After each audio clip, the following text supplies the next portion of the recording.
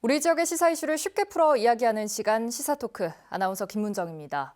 2022년 10월의 마지막 토요일은 많은 이들의 가슴에 악몽이자 슬픔으로 남게 됐습니다. 수만 명이 좁은 골목길에 운집하면서 300명에 육박하는 사상자가 발생한 이태원 참사. 단일 사고 인명피해로는 2014년 세월호 참사 이후 최대 규모인데요. 특히 희생자 대부분이 20, 30대 청년들이었기에 안타까움이 더욱 컸고 그 충격만큼 우리 주변에서도 언제든 이런 일이 일어날 수 있다는 사실에 많은 이들이 여전히 힘들어하고 있습니다. 다시 한번 우리 사회의 안전 불감증에 경종을 울린 이 사건, 12구 이태원 참사를 계기로 오늘 시사토크에서는 전북의 안전 실태를 파악하고 또 앞으로 어떤 부분들을 보완해 나가야 할지 이야기 나눠보겠습니다. 전라북도 라테일 안전정책과장, 전북교육청 송우석 학생안전관리지원단 장학관, 그리고 우석대학교 소방방재학과 공하성 교수 세 분 함께합니다. 어서 오세요. 벌써 2주가 흘렀습니다만 대한민국 서울 한복판에서 이런 사고가 일어났다는 사실이 아직도 실감이 나지 않습니다. 정말 그 누구도 예상치 못했던 참변인데요. 이번 참사로 전북에 거주하거나 혹은 연고가 있던 7명이 희생됐습니다. 이와 관련해서 먼저 뉴스 영상 함께 보시겠습니다. 이태원 참사 사망자 가운데 전라북도에 살거나 연고가 있는 피해자는 모두 7명. 김제에 주소를 둔 30대 남성 A씨가 토요일 밤 이태원에서 목숨을 잃었습니다. 나머지 6명은 전북 출신으로 현재 부모들이 전북에 거주하고 있습니다. 서울에 사는 20대 여성 B씨와 대전에 사는 20대 여성 C씨, 경기도에 사는 30대 여성 D씨, 30대 남성 E씨 등 4명은 전주 연고자입니다. 경기도에 사는 20대 여성 F씨는 김제, 인천에 사는 20대 여성 G씨는 부안에 각각 가족이 살고 있습니다. 남성 희생자 2명, 여성 희생자는 5명으로 모두 직장 또는 학업을 위해 타 지역에 살다 토요일 밤 변을 당한 것으로 파악됐습니다. 피해자 가운데 5명은 밤사이 가족들이 있는 전주와 김제 등으로 옮겨져 장례 절차가 진행되고 있습니다. 또 나머지 2명은 유족들의 뜻에 따라 서울과 안양의 장례식장이 마련됐습니다. 장례식장에는 날벼락 같은 비보를 듣고 달려온 친지와 친구, 직장 동료 등의 발걸음이 이어졌습니다. 제 주변 사람이 있을 거라고는 생각을 전혀 안 했는데 소식을 가까이 접하다 보니까 좀 와닿고 심각한 기억을 남겼는데 생각이 났어요. 전라북도는 희생자에게 2천만 원, 부상자에게는 최대 1,000만 원을 지원하고 별도로 장례비와 의료비 지원도 검토하고 있습니다. 또 유가족에 대해서는 정부 차원의 지원 이외에도 공무원들을 1대1로 연결해 지원 방안을 마련할 계획입니다. 네, 지난 10월 31일자 뉴스 함께 보셨습니다. 참사 당시 전북의 희생자 파악을 위해서 도와 도교육청의 움직임도 굉장히 분주했을 것 같은데요. 먼저 과장님, 당시 도 내부의 상황은 어땠나요?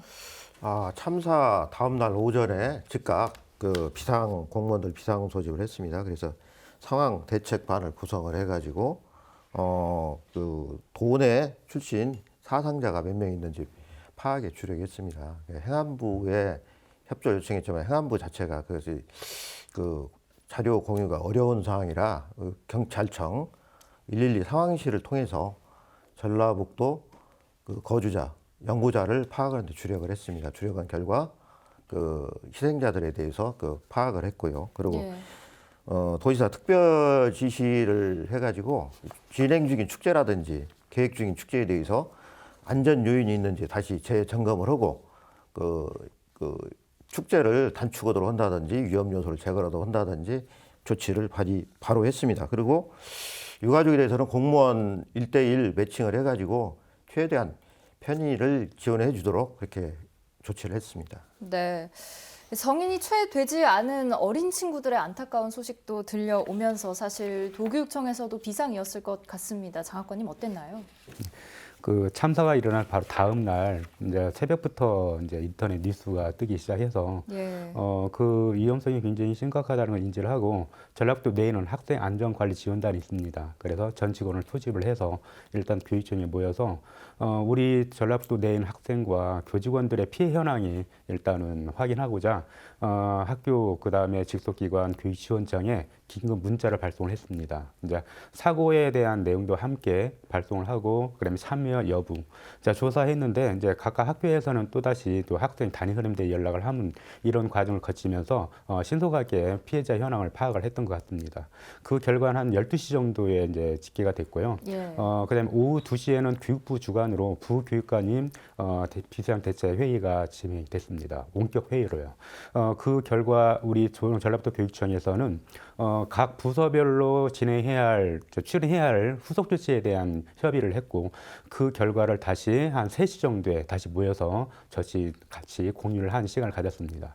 그런 후에 한 오후 4시경에 교육관님께서 직접 그 결과와 함께 전체 대책 회의를 다시 소집해서 진행을 하였고 그 결과를 따라서 후속 조치를 진행하고 있었습니다. 예, 당시 주말이었고 일요일이었지만 네. 대응에 이렇게 나서 주셨는데요. 사실 지금 보면 다양한 측면에서 슬픔과 분노가 함께 교차하고 있는 것 같습니다. 교수님, 전문가의 시각에서 볼 때 이번 참사 가장 큰 문제가 무엇이었다고 보시는지요? 네, 뭐 모두의 잘못이라고 봅니다. 일단 정부, 지자체, 경찰, 소방, 시민 포함해서 말이죠. 정부 같은 경우는 안전관리 정책을 수립하는 곳인데 주최책이 없는 행사에 대해서는 안전관리 매뉴얼을 마련하지 않았기 때문에 그 지자체에서는 매뉴얼이 없기 때문에 그 전혀 손을 놓고 있는 그런 상황이 됐었고요. 경찰도 치안을 담당해야 되는데 그 안전요원을 거의 배치하지 않은 그런 상황이었고 소방도 소방 나름대로 문제가 있었고 시민은 또 질서를 잘 지켰는지 이런 부분 한번 잘 확인해 봐야 될 필요가 있겠습니다. 예. 사실 꼭 할로윈이 아니더라도 사실 해마다 가을이면 전국적으로 지역 축제들이 굉장히 많잖아요. 그리고 또 이 코로나 이후에 3년 만에 대면으로 행사가 진행이 되다 보니까 전북 곳곳의 축제장도 굉장히 많은 인파로 가득했는데요. 과장님, 현재 이렇게 지역에 축제나 행사가 있을 경우에 안전관리 매뉴얼은 어떻게 구성이 되어 있나요? 주체가 있는 축제 같은 경우는 관리가 되고 있기 때문에 큰 문제가 없습니다. 제일 먼저 축제를 하려면 안전 관리 계획을 수립하게 됩니다. 그래서 단계별 조치 사항이라든지 비상 연락 체계라든지 뭐 안전요원 배치 계획이라든지 그 위험 요소가 있는지 막 가스, 전기, 시설 그런 것들에 대해서 모두 점검을 하게 됩니다. 점검을 하게 돼 가지고 그 순간 최대 관람객이 1,000명 이렇게 되는 축제에 대해서는 시군 지역안전관리위원회가 있습니다. 지역안전관리위원회 심의를 받은 뒤에 축제를 하도록 돼 있기 때문에 그 주체가 있고 관리되는 축제는 큰 위험 요소가 없는 것으로 저는 파악하고 있습니다. 예. 현재 계속 조사가 진행이 되는 중입니다만 사실 말씀하신 축제들과 달리 이 이태원의 할로윈 축제 같은 경우에는 행사 주최 측이 따로 없는 어떤 특유의 문화와 관련한 부분이었기 때문에 정부나 공권력이 적극적으로 나서지 못했다 이런 말이 나왔습니다. 이렇게 자발적인 모임이나 축제라면 원칙적으로 공권력이 얼마나 어느 정도까지 개입할 수 있는 건지도 궁금하거든요. 우리 사회가 놓친 것이 바로 그 점인 것 같습니다. 주체가 있는 축제에 대해서는 위험 요소가 있는 걸로 판단하고 관리를 했지만은 그런 주체가 없는 축제 성격이라 보기도 어려운 그런 것도 자발적으로 벌어지는 것에 대해서는 좀 둔감했던 것 같습니다. 그래서 관련 규정도 없었고 매뉴얼도 없다 보니까 누구도 앞에 나서 가지고 관리하지 않았기 때문에 이런 참사가 벌어졌는데 어떻게 보면 이런 위험 요소는 많이 있었지만 사실은 이런 사고가 안 난 것이 어떻게 보면 그동안 우리 사회가 큰 운이 있었다 이렇게 생각되고요. 어떻게 보면 날 수 있는 사고가 결국은 누적이 돼가지고 난 거 아닌가 그런 생각이 됩니다. 그래서 앞으로는 이런 밀집 지역에 대해서 꼭 주체가 없는 그런 축제나 행사라도 정부에서도 대책을 마련하고 있고요. 우리 전라북도에서도 대책을 마련하고 있습니다. 그런 내용은 그 뒤에 자세히 말씀드리도록 그렇게 하겠습니다. 예. 이태원 참사가 있기 전에 전북 익산의 한 축제장에서도 비슷한 사고가 일어날 뻔했다고 합니다. 엄연히 주최 측이 있는 행사였음에도 진행에 문제가 있었던 것으로 파악되는데요. 언제라도 이렇게 사고가 일어날 수 있다는 점을 새삼 일깨워준 동시에 어쩌면 우리가 이렇게 우리 사회 전반에 안전 불감증이 만연해 있는 상태로 살아가고 있는 것은 아니었나 이렇게 좀 돌아보게 되는 사례였던 것 같거든요. 교수님 어떻게 보시는지요? 그동안 우리는 사실은 많은 공간이 밀집된 장소에서 많이 생활해 왔습니다. 우리 전북 지역은 아니지만 우리 지하철이 있는 곳이 많지 않습니까? 우리가 서울에 가더라도 밀집도가 많이 있는 곳에서 거기서 생활해 오다 보니까 너무 그게 익숙해졌어요. 그러다 보니까 당연하게 여겨졌죠, 예, 사실은. 그래서 위험성을 그렇게 못 느끼는 그런 상황이 되다 보니까 이런 일이 벌어진 것 같고요. 그러다 보니까 이제 많이 모이는 행사에 대해서도 이 정도 밀집도야 괜찮겠지 하는 이런 생각들이 그동안 많이 팽배해져 있지 않았었나 이런 생각이 듭니다. 앞으로는 우리가 군중 밀집도가 모이는 장소에 대해서는 너나 나나 할 것 없이 좀 조심을 해야 되겠습니다. 그리고 넘어질 상황이나 또 밀리고 밀치는 상황이 있다고 하면 빨리 가장자리로 이동을 한다든가 그 자리를 피한다든가 이런 조치들을 취해야 될 것 같습니다. 예, 정말 군중이 몰리는 곳이라면 언제라도 또 이런 사고가 발생하지 않으리라는 보장이 사실 없거든요. 그래서 이번 참사를 통해서 우리 사회가 말씀하신 대로 이 군중이 밀집한 상황에 대한 위험성을 잘 인지하고 있지 못하다는 점이 명백하게 드러났는데요. 특히나 압사 사고에 대한 대처법이나 관련 제도들이 좀 미흡했던 이유는 무엇이라고 보시는지 여쭙겠습니다. 먼저 과장님 말씀해 주신다면요. 우리나라에서는 압사 사고가 2005년도에 그 상주에서 좀 그런 시민운동장에서 그런 압사 사고가 있었고요. 예. 그리고 축제에서는 그래도 압사 사고가 없었습니다. 그 압사 사고라고 한다면은 되게 그 해외에서나 벌어지는 그런 일로 알고 여기에 대해서 좀 위험성을 저희가 감지하지 못하고 위험성을 감지하다 못하다 보니까 그런 대처 방안이 없었던 것 같습니다.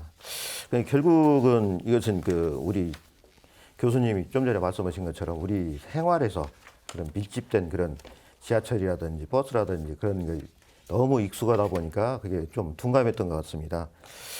그래서 일단 요거에 대한 매뉴얼이 없었기 때문에 대처를 못한 것이고 앞으로는 우리 전라북도에서 그런 매뉴얼을 만들기 위해서 먼저 추진하고 있고요. 물론 정부에서도 계획이 좀 추진 중인 걸로 알고 있습니다.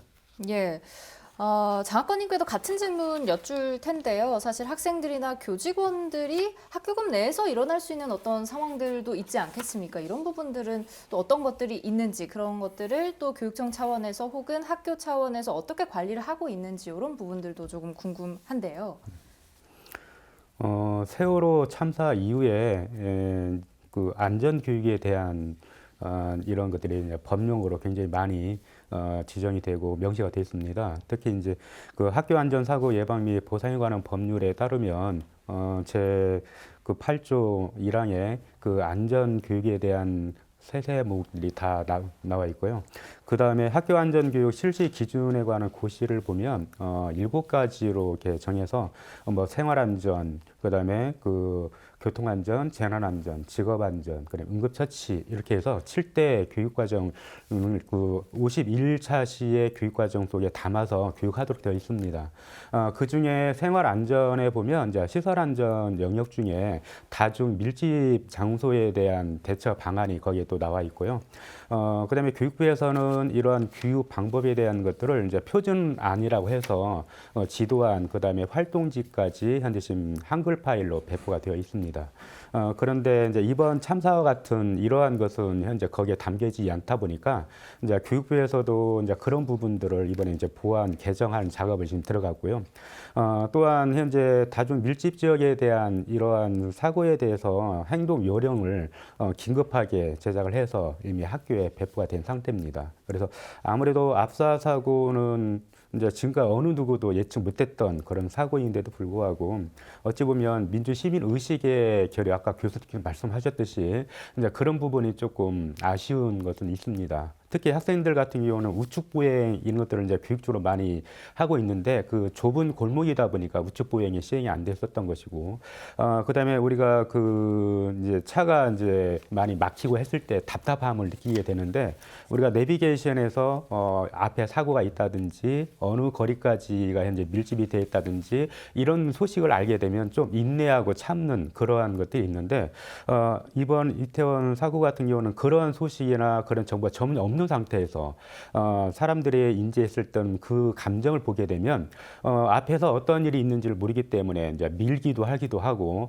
아니면 그 미는 하다 보면 나중에 사람이 몸이 붕 떠서 주체를 못하다 보니까 이게 가중치가 되어지는 그런 압사 사고로 연발되지 않았나 생각을 합니다. 그래서 이런 부분을 보게 되면 이제 안전 인식이라든지 그런 민주 시민 의식이라든지 이루지 함께 복합적으로 해서 어느 누구의 책임을 묻기 전에 전 국민이 입원을 한 계기로 해서 전체적인 안전 인식을 좀 같이 고취하는 게 좋을 것 같습니다. 예, 정말 안전 교육에 관한 교육 시수와 내용에 대해서 얘기를 해주셨는데요. 교수님께도 여쭤보고 싶습니다. 이렇게 압사 사고, 사실 우리가 이러한 사고가 일어나리라고는 예상치 못했기 때문일 수도 있지만 이제까지 관련 제도나 대처법들이 미흡했던 이유가 또 혹시 다른 부분들이 있을까요? 사실은 이게 안전의식이라는 것이 어릴 때부터 이게 배양이 돼야 되는데, 유치원 같은 경우만 하더라도 한 달에 한 번씩 안전교육을 잘 시행하고 있습니다. 그것도 실습 위주로 이렇게 잘 시행하고 있는데, 초등학교만 가더라도 초등학교 3학년까지는 얼마 전까지만 해도 안전과 생활이라는 그 정규 국가 과정이 있었던 것 같습니다. 근데 이제 그것도 이번에 개편을 하면서 또 빠진다고 그래요. 그리고 중학교, 고등학교에 안전교육을 하도록은 돼 있는데 그 형식적인 것 같습니다. 그것도 영상을 보여준다든가 또 이론 위주의 교육이라든가, 또 한 가지 문제는 학교에서도 이제 안전교육을 제대로 하려고 하더라도 부모님들이 한 중학교만 가더라도 대입 때문에, 대학 입시 때문에 입시에 시달려서 안전교육이 그렇게 중요하냐, 입시가 더 중요하지 않냐, 안전교육보다는 그 대입과 관계된, 입시와 관계된 거에 더 치중을 해달라, 네. 이런 요구 때문에 그동안 어릴 때부터 안전교육이 제대로 이루어지지 않았나, 이런 생각이 듭니다. 그러다 보니까 이런 일이 발생하게 됐고요. 또 군중 밀집에 대한 또 대처법이라든가 이런 것들을 그동안 또 정부에서는 또 마련도 하지 않았습니다. 저도 얼마 전에 정부에서 그 군중 밀집에 대한 대처법에 대한 매뉴얼 제작에 참가를 했는데요. 이제 제작을 하기 시작을 이제 한 상태죠. 그러다 보니까 시민들조차도 어떻게 대처해야 될지를 전혀 이제 모르고 있는 상황인 것이죠. 그래서 최소한 몸을 두 손을 주먹을 쥐고 모으고 가슴 쪽으로 모으고 가슴을 보호한다든지 공간을 확보한다든지 이런 기본적인 것조차 전혀 몰랐기 때문에, 대처법조차 모르기 때문에 어찌할 바를 몰랐던 그런 상황 때문에 이런 일이 벌어졌던 것 같습니다. 예, 개정 교육과정상의 문제 얘기도 해주셨고, 사실 학생과 학부모의 인식 문제 얘기도 해주셨는데, 이 지점에서 사실 장학관님 얘기를 한 번 더 들어봐야 할 것 같습니다. 어떻게 앞으로 지금 현재 상황과 앞으로의 대책들에 대해서도 조금 더 덧붙여서 말씀해 주신다면요. 방금 말씀드렸듯이 이제 법령으로 안전교육에 대한 시수나 횟수, 이제 시간도 이제 정해져 있는데 그 시간을 또 하루에 모두 하지 못하도록 학기당 횟수까지 현재 법령으로 정해져 있습니다. 이제 그럼에도 불구하고 이제 그 안전교육에 대한 부분, 아까 교수님께 말씀하셨듯이 어떤 사회적인 그런 문화적 때문에 많이 소홀해진 것은 현재 사실입니다. 그래서 교육청에도 이제 이런 사실을 인지하고 있어서 최소한 안전 교육이라고 하는 부분은 지식으로 머리로 익힐 수 있는 교육이 아닙니다. 몸으로 체화가 돼야 되고 자동으로 몸이 움직이게 해야 되는 것은 반복과 그다음에 체험, 실습밖에 없습니다. 그래서 전라북도 교육청에서는 생애 주기별 안전 체험 교육을 현재 거의 강제화하고 있는데요. 유치원, 초등학교 2학년, 초등학교 5학년, 그다음에 중학교 2학년, 고등학교 2학년은 반드시 체험형 안전 체험 할 수 있도록 현재 지금 고시를 하고 있고요. 이제 그러다 보면 이제 체험관이 이제 부족하게 되는데 이제 그 소방청에서 지금 운영하고 있는 그 119 임실의 119 안전체험관을 주로 많이 현재 참여를 하고 있고, 그다음에 전라북도 교육청에서는 부안의 해양안전체험관 세월호 관련해서 장님 현재 지금 운영 중에 있고, 그다음에 3일 안전체험관 있습니다.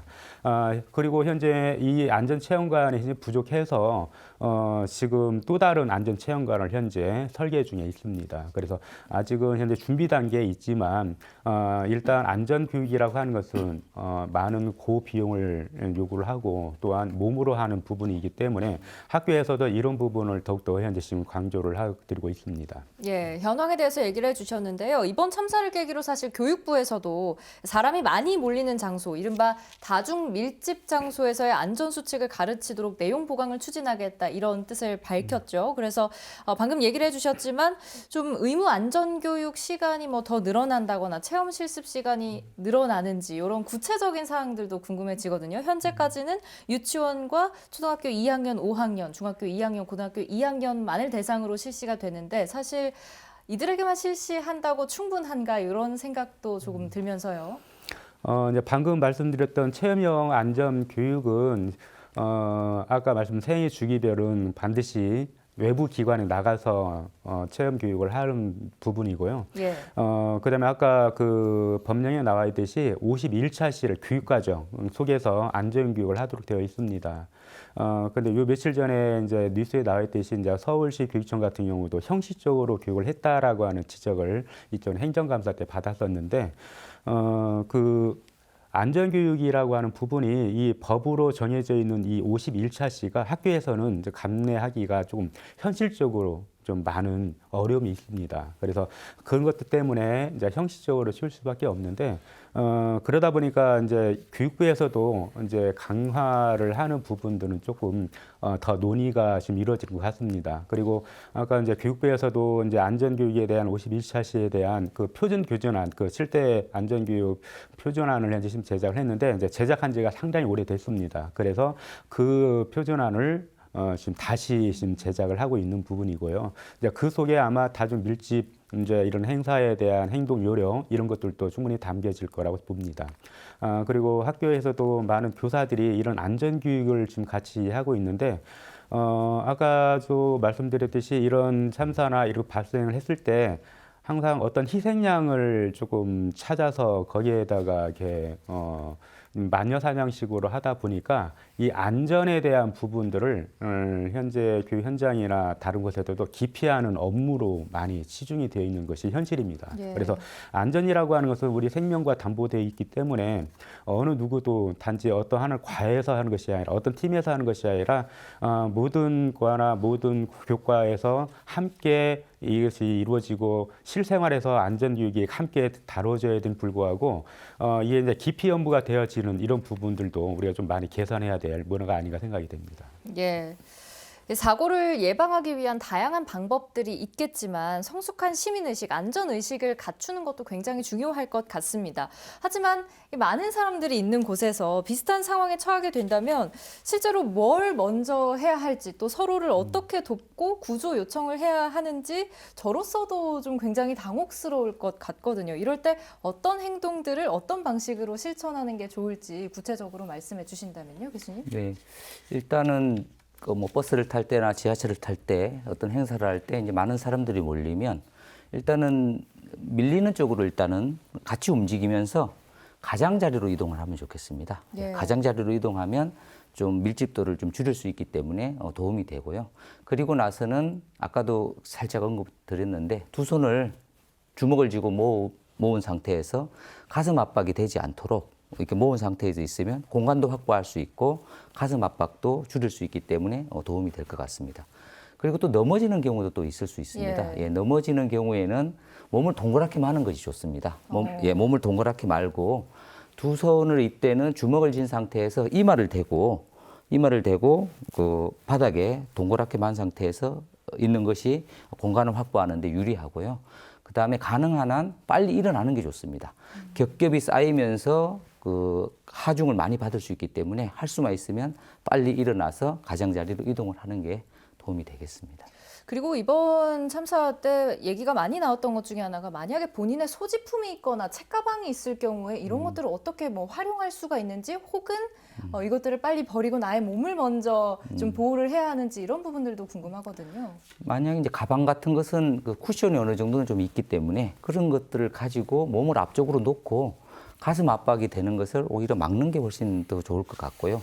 또 머리 같은 것도 중요하니까 넘어졌을 때는 머리 앞에다가 가방 같은 것을 놓고 바닥에 그 머리가 부딪히지 않도록 이렇게 하는 것도 아마 좋겠습니다.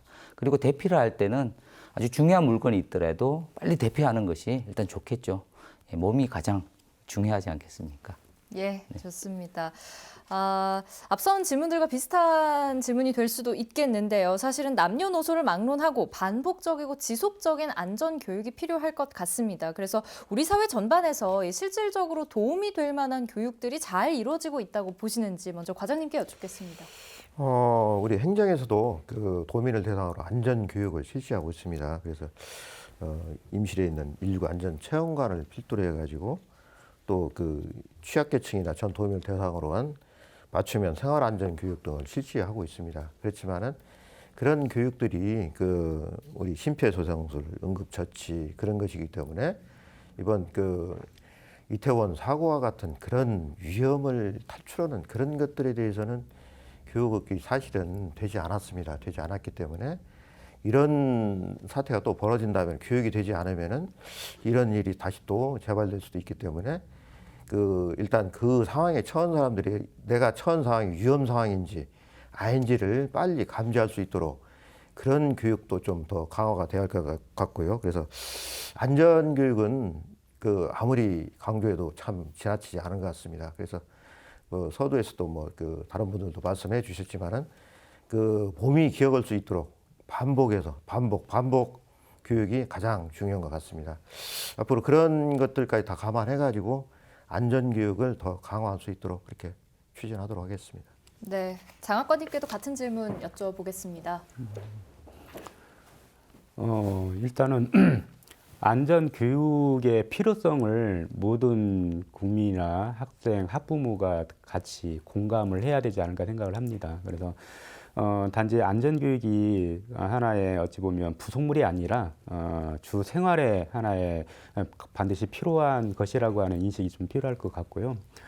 그다음에 안전은 항상 고비용을 요구를 하고 또 많은 시간을 또 요구를 합니다. 그래서 불편함이 있어야 안전하다는 얘기가 있습니다. 편리성과 효율성만 너무나 따지고 신속하게 나가다 보면 항상 이게 불안해지고 이제 안전 불감증이 발생하게 되는데 그래서 이제 전라도 교육청에서는 그런 안전 문화 쪽을 훨씬 더 중요하게 지금 생각을 하고 있습니다. 그래서 그 각 부서별로 이제 안전 점검은 각각 이루어짐에도 불구하고 이제 학생 안전관리 지원단에서는 매년 사고가 많이 발생한 학교를 지정을 해서 원스톱 안전점검이라고 여러 전문가들이 함께 소방, 전기, 가스, 그다음에 안전교육 토탈에서 점검하는 그러한 사업을 진행을 하고 있습니다.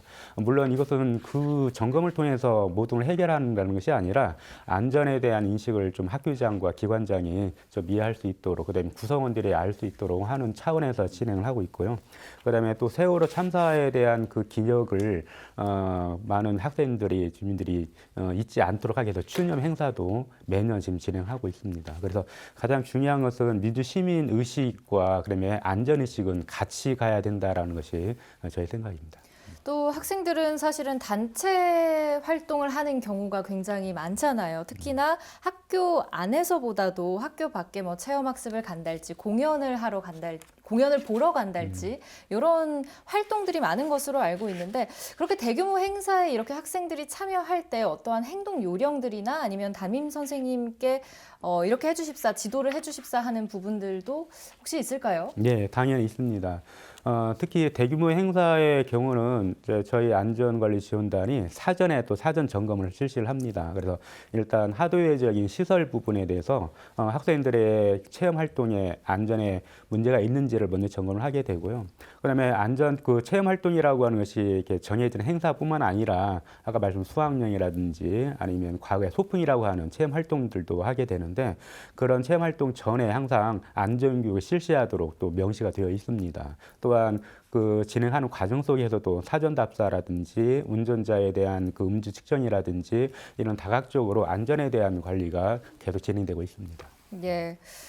이번 참사로 희생당한 외국인들도 있고요. 사실 전무후무한 사건이었다는 점에서 세계 각국의 관심이 집중되기도 했죠. 언론들 역시 앞다퉈서 각국은 이러한 상황에 어떻게 대처하고 있는지 보도한 바도 있습니다. 그래서 앞으로 정부 차원에서 또 도 차원에서 어떤 방식으로 국민 안전을 위한 매뉴얼을 만들어가면 좋을지도 좀 여쭤보도록 하겠습니다. 과장님.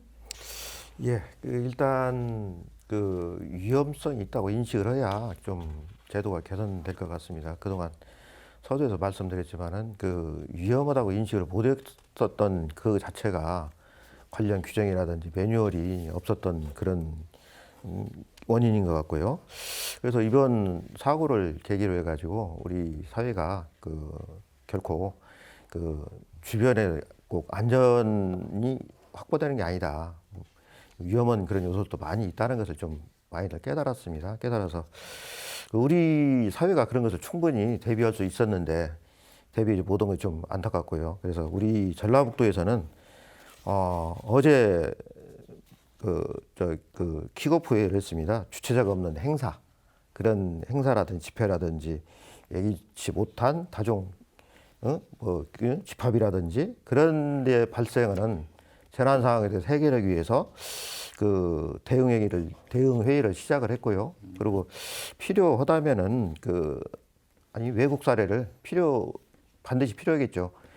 뭐 외국 사례나 국내 사례를 유사한 사례들을 한번 더 연구하면은 우리가 대응하는데 많이 참고가 될 것 같습니다. 그래서 필요하다면은 뭐 용역까지라도 해가지고 우선 중앙 정부에서도 대책을 마련하는 걸 알고 있지만은 우리 전라북도에서 우선적으로 우리 전라북도 어느 지역이 혹시라도 이태원 같은 위험한 지역이 있는지 파악하고 대책을 마련하도록 그렇게 추진 중에 있습니다. 예. 교수님께서는 안전 전문가시면서도 또 동시에 학생들을 가르치고 계시잖아요. 네. 현장에서 느끼는 부족한 부분들도 참 많을 것 같은데 네. 어떻게 생각하시는지요? 일단은 이제 학생들이 대학생이면 사실은 이제 초등학교부터 고등학교까지 그런 안전교육 체계가 잘 이루어져 와야지 대학교에서도 이게 잘 반영이 되고 되는데 현재는 아까도 말씀드렸지만 우리나라 같은 경우는 중고등학교만 되면 뭐 51차씩 하도록 되어 있는데 그것이 형식적입니다. 근데 미국 같은 경우는 그러지 않은 것 같아요. 미국 같은 경우에 보면 고등학교까지 필수 교과로 안전교육이 채택되어 있습니다. 그러니까 반드시 해야 되는 과목인 것이죠. 그럼 그 성적도 나오는 과목이기 때문에. 그래서 형식적으로 할 수 없는 그런 상황이 되는 것입니다. 그리고 그것도 실습 위주의 교육이 이루어지고 있고요. 또 한 가지 영국에서도 보니까 영국도 고등학교까지 정규 교과로 안전교육이 채택되어 있습니다. 우리나라하고는 참 많이 다릅니다. 일본 같은 경우도 고등학교까지 중고등학교까지 단계적으로 안전교육이 실습 위주로 아주 잘 되어 있습니다. 독일도 마찬가지입니다. 그런 선진국에 비해서 보면 우리나라 안전교육은 너무 허술하지 않나 그런 생각이 참 많이 듭니다. 그래서 우리 기성세대가 학생들은 안전교육을 받기를 원하고 실습 위주로 하기를 원하는데 우리 기성세대가 그것을 오히려 막고 있지 않는가 이런 생각이 참 많이 들어서 좀 안타까운 생각이 들고요. 예. 또한 또한 안전교육을 실시하더라도 미국의 경우를 보면 이런 훈련이 불시에 실시가 되고 있습니다. 예, 우리는 시나리오에 의해서 이 짜여진 훈련만 하기 때문에 실제 재난에 대해서는 제대로 대처하지 못하는 그런 상황이 참 많이 발생되고 있습니다. 그래서 불시에 하는 훈련도 우리나라에서 많이 도입돼야 되겠다. 우리 전북에서 먼저 많이 실시했으면 참 좋겠다는 생각이 많이 들고요. 그리고 안전교육도 주로 학교에서 실시하는 게 아니고 현장에 나가서 안전사고가 많이 발생하는 현장에 나가서 직접 실시하기 때문에 대처 능력이 아주 뛰어난 그런 학생들로 커질 수가 있는 것입니다. 그런 부분들은 우리가 본받아야 할 것 같습니다. 예, 정말 세계 각국에서는 이미 뭐 시험을 볼 정도로 주요하게 다루어지고 있었던 어떤 안전 교육, 우리나라도 이걸 참고해서 피상적 교육에 그치지 않아야겠다 이런 생각이 듭니다. 장학관님께서는 어떻게 보시는지요? 어떤 매뉴얼들을 앞으로 좀 더 만들어 가면 좋을까요?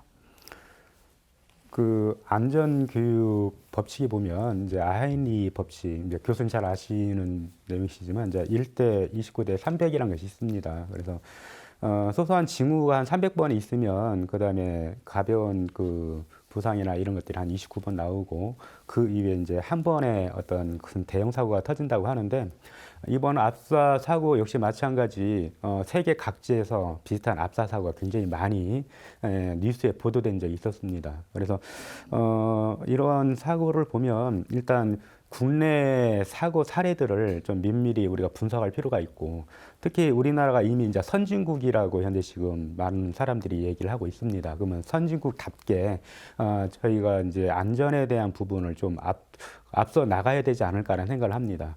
그 인천 공항에 가면 밀집도가 이렇게 항상 공지가 되는 것을 알 수가 있거든요. 그러면 대도시의 경우는 이와 같은 사람의 밀집도도 같이 공지해 주면 어떻겠는가라는 좀 조심스러운 생각을 들고요.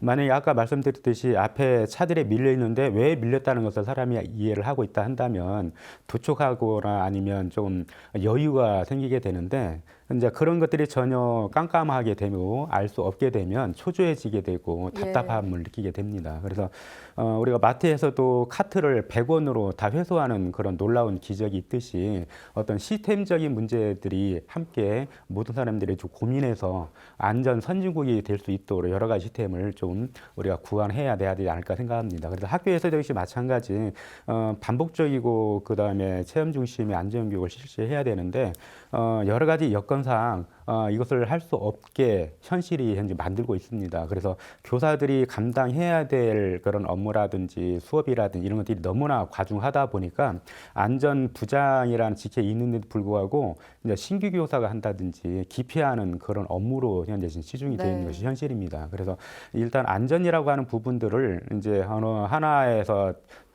중심을 잡고 하는 것도 중요하지만 아까 누님이 말씀드렸듯이 이게 생활화가 되고 모든 교과에서 함께 안전에 대한 인식이 함께 같이 가는 것이 훨씬 더 효과가 있지 않을까. 그래서 이제 외국 사례도 중요하지만 우리 한국만의 어떤 안전 시스템을 좀 만들어가는 것도 우리 선진국으로서의 어떤 나아갈 방향이 아닌가 이렇게 생각이 듭니다.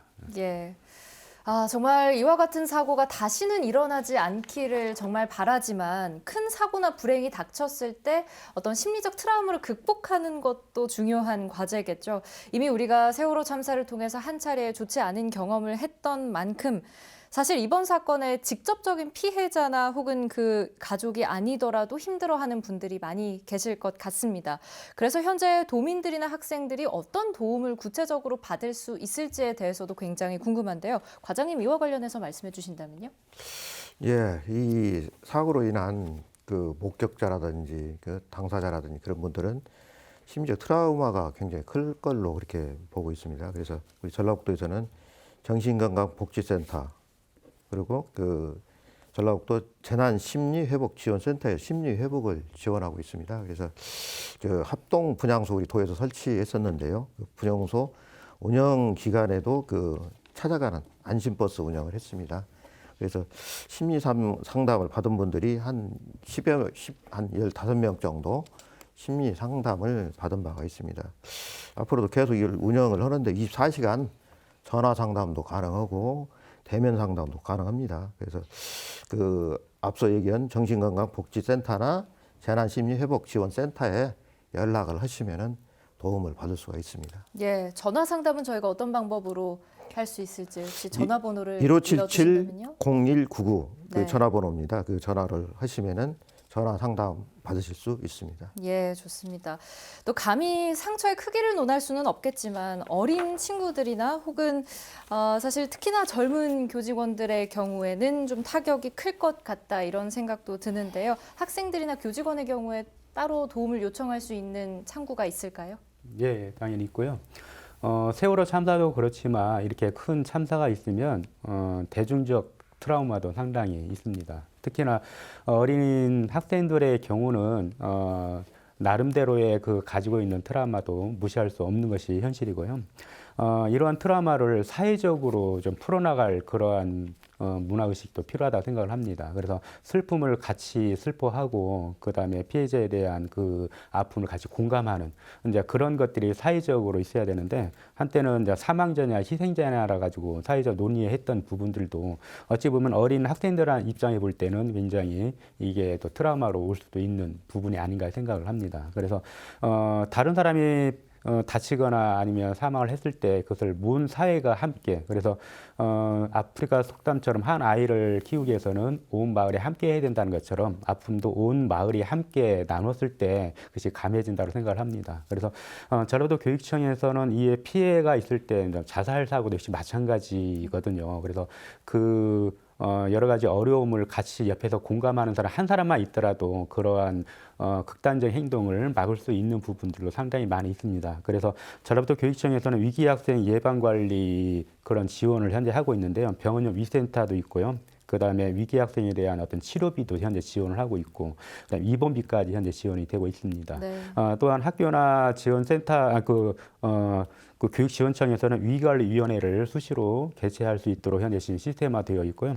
그다음에 위센터에서는 2차적인 상담까지 지어지고 있기 때문에 이러한 상담이나 치료를 받기 원하는 학교나 아니면 교육청에 연락을 하면 바로 지원을 받을 수 있습니다. 네. 압사뿐만 아니라 우리 사회 곳곳에서 인명피해는 언제든지 얼마든지 일어날 수 있는데요. 날씨가 추워지니까 저는 불과 얼마 전이었는데 모두의 안타까움을 자아냈던 무주 일가족 참변 사건도 생각이 나고요. 일산화탄소 누출 때문이었죠. 그리고 블랙아이스가 원인이 됐던 3회 이터널의 30일 추돌 사고도 여전히 아직까지 많은 분들이 기억하고 계실 것 같습니다. 그래서 특히나 이 시기, 이 계절에 유의해야 할 안전 문제로는 어떤 것들이 있는지 묻고 싶은데요. 먼저 교수님부터 말씀해 주신다면요. 일산화탄소부터 말씀드리고 싶습니다. 무주에서 참 안타까운 사고가 있었는데요. 그 기름 보일러도 사실은 위험하지만 가스 보일러는 사실은 더 위험합니다. 우리가 가스 보일러를 주로 많이 사용하고 있지 않습니까? 90% 이상이 가스 보일러를 주로 사용한다고 합니다.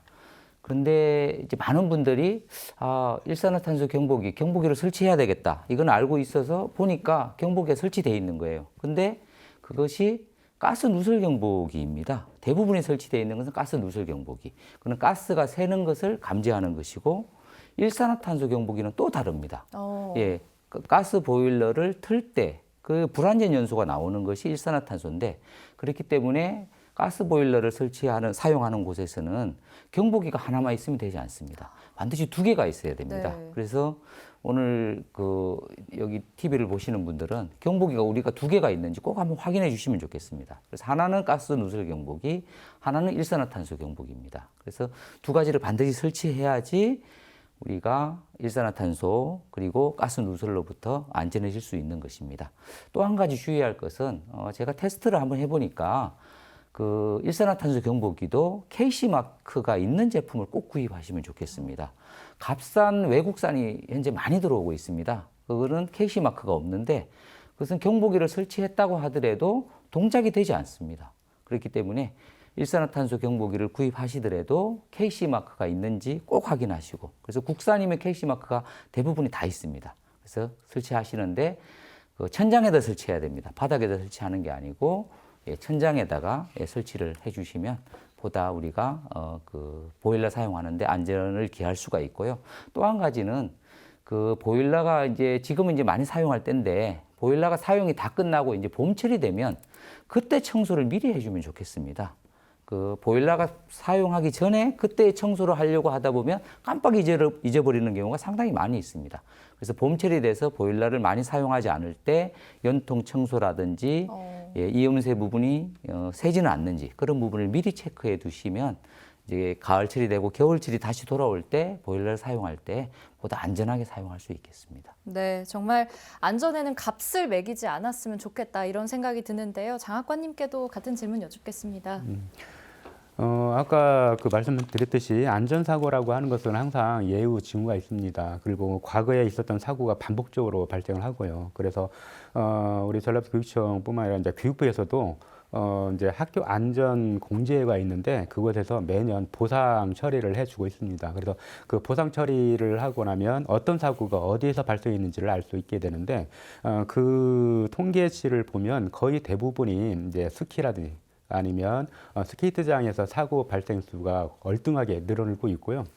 특히나 그 교육과정 속에서 이제 체험 중심의 교육과정을 좀 많이 강조를 하다 보니까 체험 활동을 가면서 사고도 많이 발생을 합니다. 특히나 이제 유치원 같은 경우는 장난하다가 이제 놀다가 사고 발생률이 좀 많고요. 그러면 초등학교, 중학교, 고등학교의 경우는 주로 이제 보행하다가 주행하다가 사고가 발생하는 빈도가 상당히 많이 있습니다. 그래서 이러한 사고 발생을 봤을 때 일단 준비 운동이라든지 아니면 이런 그 체험 학습할 때의 안전 수칙 이것들을 항상 그래서 학습하기 전에 먼저 교육하고 실시하고 있습니다. 네, 과장님께도 짧게 여쭙겠습니다. 네, 간단하게 예. 말씀해 주신다면요. 계절에 따라 가지고 여러 가지 위험 요소는 우리 생활 주변에 곳곳에 산재해 있습니다. 이제 겨울철이 다가오는데요. 겨울철에 이제 그 대표적으로 그 눈이 많이 내려가지고 발생하는 그런 사고들이 있을 수가 있겠고요. 그리고 그러다 보면 도로가 얼어붙다 보면 제설 작업은 물론 그때그때 제대로 하면은 그런 문제가 없겠지만은 그 도로가 얼어서 발생하는 그런 교통사고가 그런 것이 있을 수가 있겠습니다. 그래서 그 우리 도에서는 11월 15일부터 2023년 3월 15일까지 그 겨울철 사고 발생 특별 대책 기간을 운영합니다. 그래서 공공 부분에서 예방할 수 있는 것은 충분히 대처를 해가지고 예방을 줄이겠지만은 우리 각각 그 개인이 가지고 있는 그 공간에서 일어나는 사고도 많이 있기 때문에 도민 여러분들도 그런 것들에 대해서 좀 그 자체적으로 좀 대응하시는 것이 사고를 줄이는 그 방법일 것 같습니다. 예. 지키지 않아서 지켜내지 못한 것들이 우리에겐 참 많습니다. 그래서 더 오늘 우리가 느끼는 이 무거운 마음을 잊지 않아야 할 것 같습니다. 마땅한 이가 책임을 지고 또 제도를 손질하고 무엇보다 공동체의 구성원으로서 우리의 시민의식을 다시 한번 되돌아보는 계기가 됐으면 합니다. 이런 일이 반복되지 않기를 바라면서 오늘 시사토크 마무리합니다. 함께해 주신 여러분 고맙습니다.